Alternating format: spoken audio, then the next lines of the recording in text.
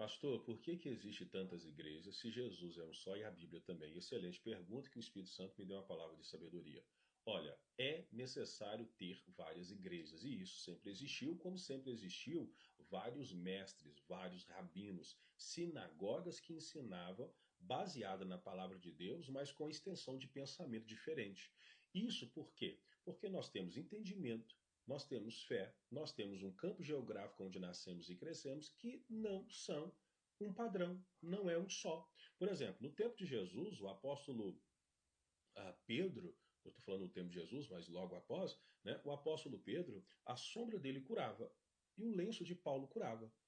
Dois pilares. Pedro cuidava dos judeus, de Jerusalém, Paulo dos gentios. Dois são potentes, mas dificilmente seriam amigos. O apóstolo Paulo entende que a lei foi útil até um determinado ponto e agora ele abandona esse preceito e vai viver um estado de graça. Graça não é libertinagem. Ele entende que nós podemos acessar o coração de Deus sem tanta rigidez.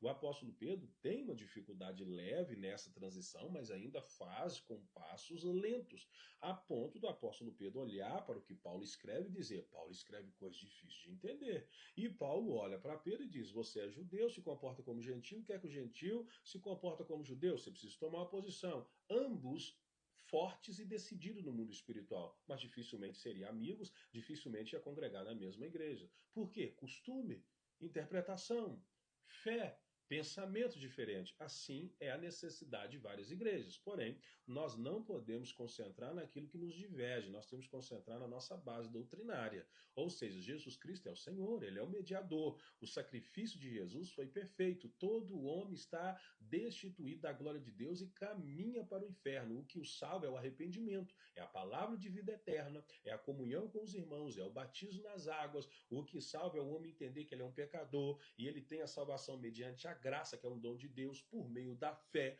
por meio da palavra que traz fé e que traz entendimento, que também é um dom de Deus esta fé. E ele vai entender esses pontos doutrinários, que existe uma condenação eterna, existe uma salvação eterna. O ser humano vai receber seu galardão mediante a sua obra. Para ser discípulo de Cristo tem que fazer renúncia sim, todo dia negar a si mesmo, tomar uma cruz. Existe a oração como pilar, existe o jejum, existe a palavra de Deus, que é uma palavra eterna e não pode ser substituída e nem atualizada. Então essas doutrinas, elas nos identificam. Os usos e costumes nós precisamos entender que é meio diferente, é forma diferente, é uma preferência, mas ambos são servos de Deus. É como nadar. Tem gente que nada rápido, outros que nada só em longa distância, mas todos nadam. Entende? Esse é um propósito que nós vamos interpretar para viver melhor nessa terra.